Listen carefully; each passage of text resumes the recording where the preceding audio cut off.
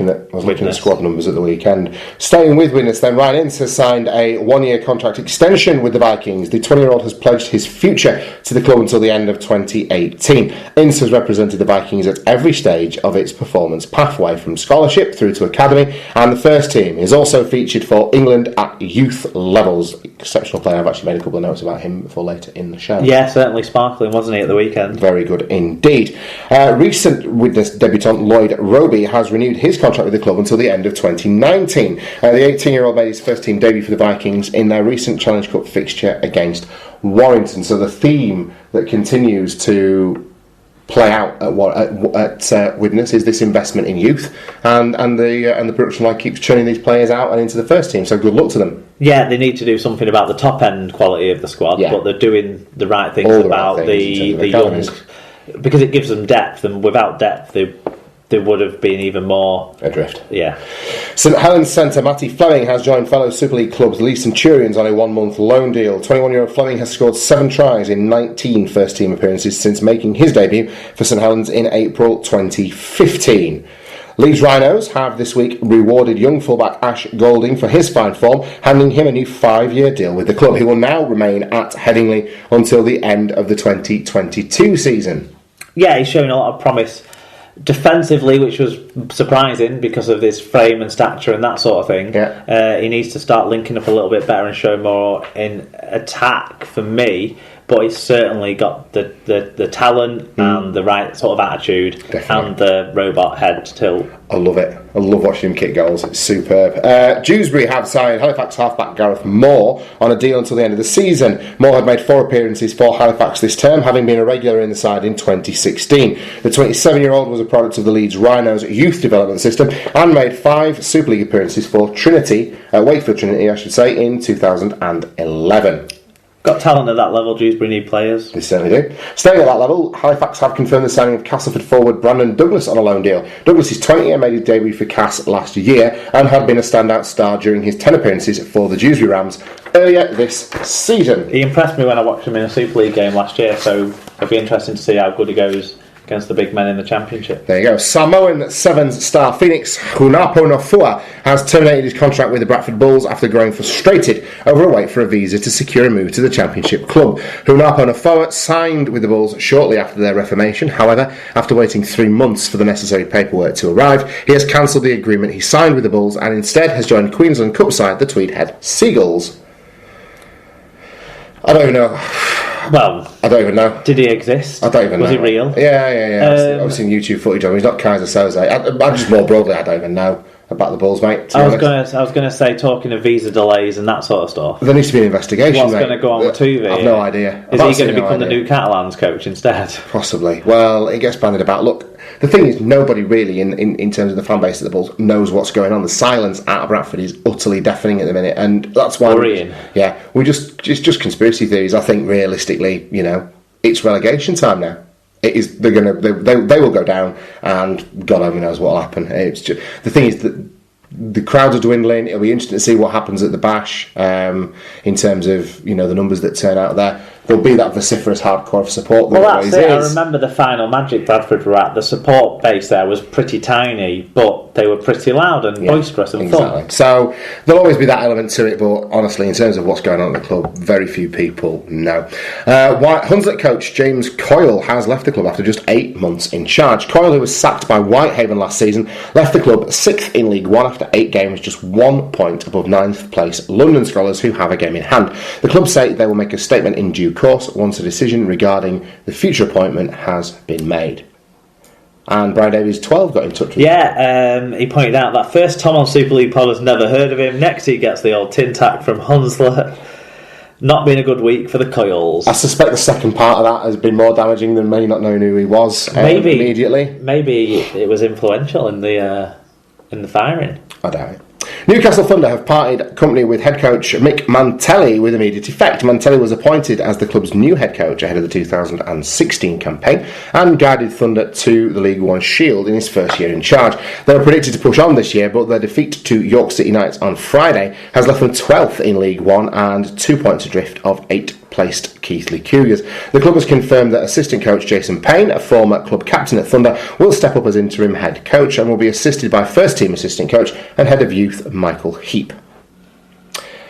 So good luck to them as they step up for Newcastle. Things haven't worked out for them. They seem like a decent team, don't they? But they don't. But they're behind lots of other teams that you would expect them with. I don't know, the sort of position that club's been in to be ahead of. Yeah, they've not kicked on, have they? South Sydney and Australia superstar Greg Inglis has checked into a mental health clinic. The Rabbitohs have confirmed this week. The 30-year-old is currently battling a serious knee injury, which is likely to keep him out for the remainder of the season and also throwing doubt over his availability for this year's World Cup with the Kangaroos. And South confirmed on Wednesday that their captain entered the facility down under last week and will now undergo treatment. In a brief statement, they said, Rabbitohs captain Greg Inglis has entered a mental health rehabilitation facility. Inglis entered the facility last week and will be undergoing a series of programs and treatments to assist with his mental health. So, specifically, you would wish Greg Inglis the best of luck in fighting that illness.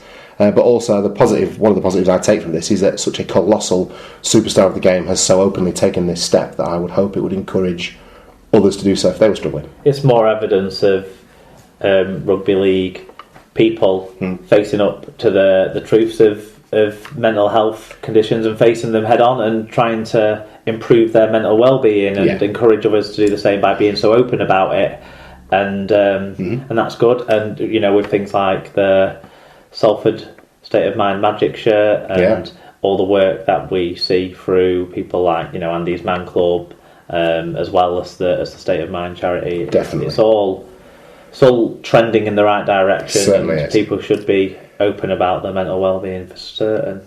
And finally, last week's RugbyLeague.com Club of the Week were our friends and partners, the Tamebridge Trojans, Mark, as they made a winning start to life as a rugby league club. The article from the website reads as follows. The Trojans, based in Newton Abbot, South Devon, were founded in August last year and have spent the off-season recruiting players and organising a host of friendly fixtures for the summer ahead. Speaking back in September, founder Barry Whittle said, "We want to bring rugby league to as many new people as possible." 15 players made their rugby league debuts in the match on Saturday, and it was the perfect start to their rugby league journey as the Trojans won 50 points to 42 points fest against the Exeter Centurions in an entertaining match, their first ever 13-a-side tie in front of a healthy crowd.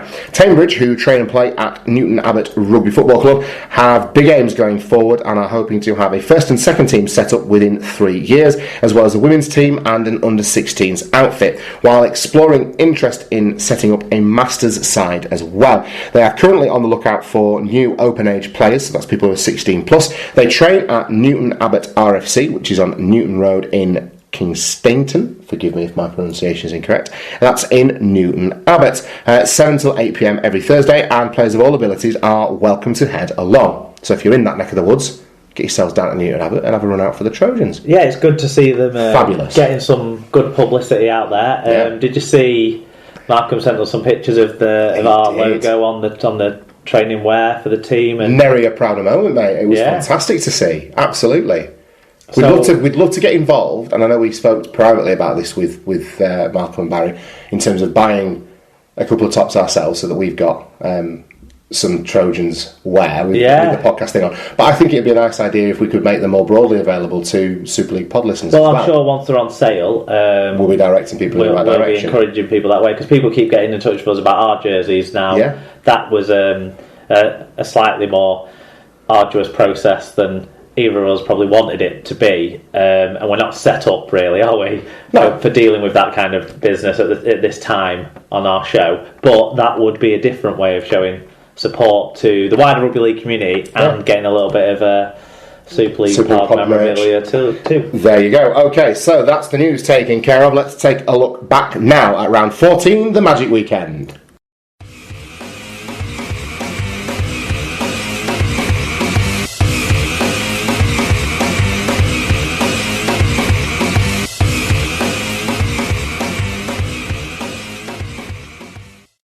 Right, Mark, so to round 14 of the Super League, Rugby League's annual away day up in the northeast of England. Played over at over 2 days at Newcastle. The first fixture of the weekend saw the Widnes Vikings fairly easily defeated 34 points to 12 by the Wakefield Trinity Mark.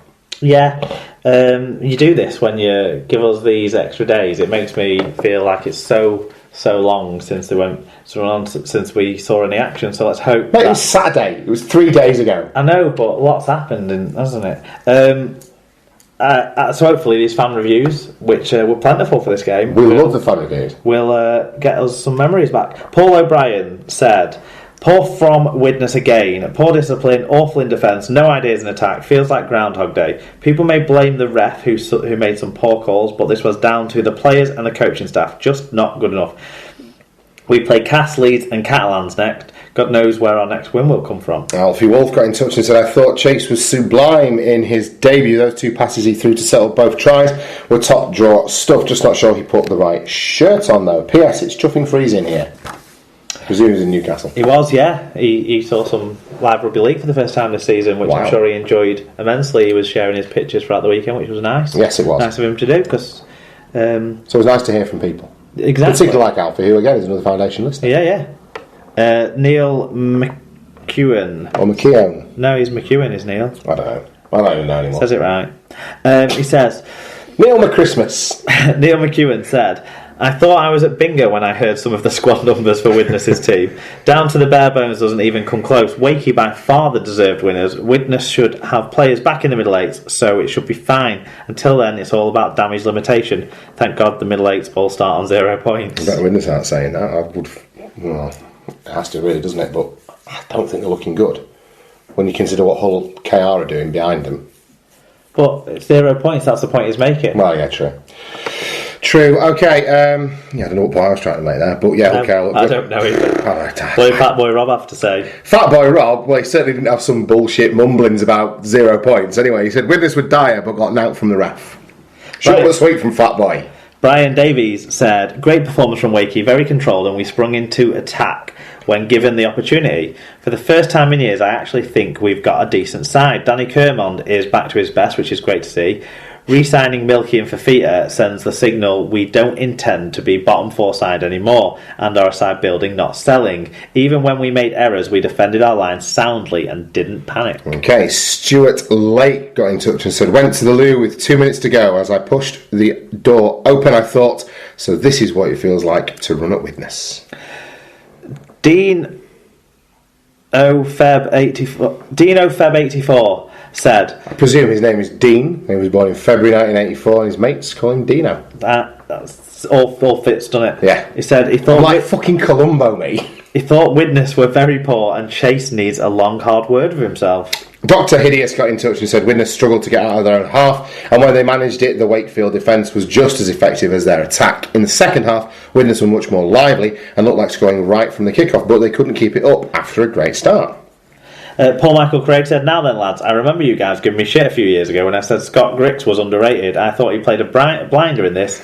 MCB was good too. Widnes are in deep trouble." No, you're right, Paul. One swallow has certainly made a summer in that particular conversation. To be fair, Scott Griggs has looked good this year. It's more good than shit. Yeah, he has. He's fitted into the sort of team scheme well, and he hasn't had to do the stuff he hasn't been great at because I think Wakefield's big forward pack have really helped out the outside backs, given them more space and time in their work. That's it. Paul Ludo Lewis got in touch. He said, "Okay, Castleford, nice one, good work. Now send us the real Rangy Chase, please. Wakey the better side, but didn't really need to try too hard to beat a Widnes team who have now used 36 players this season. We've only found 6 of them who are any good. The latest of those..." I love it so much. The latest of those... Sorry, hang on. The latest of those is Ryan-Ince. Finally a winger who doesn't dart off his line and has actual pace. Maybe next year playing in a Sunderland kit would be more apt. Bets out. Scoots28 Max said, "For a long time, the game seemed to be played in the middle 40 of the pitch. Eventually, Wakey were just better. Fafita was awesome. The woman next to us wore very strong red, blue and white specs, but I thought on the whole, the ref had a decent game." I must admit, I didn't feel like the ref had too much trouble. Does anything really stand out for you? Not now. I'm trying to think back to it. Yeah, there was nothing. There was the sin binning of Lloyd White, but that seemed like the right call to me. There was, there was a lift above the horizontal, and the tackle was driven into the ground. I don't think it was the most malicious attempt at doing that I've ever